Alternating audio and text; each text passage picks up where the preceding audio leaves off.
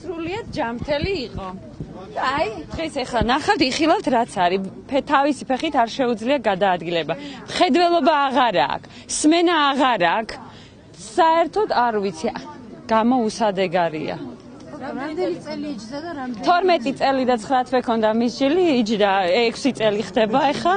არის მძიმე თავამტყოფი, ცეროზი აქვს, ღვიძლი დაშლილი აქვს თითქმის, მიმართული მქონდა ყველა ორგანოსთვის.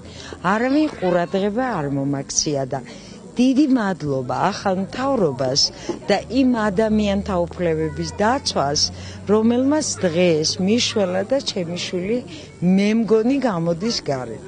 ცოტა ხნის წინ ციხიდან განთავისუფლდა ჩემი მჟავდებული გოგინაშვილი შეწყალებით. უღმეს მადლობას მოვახსენებ საჯარასულებით მინის ბატონ სოზარ სუბარს. მისი დამსახურება იყო, რომ გულთან მიიტანა ჩვენი განცხადება.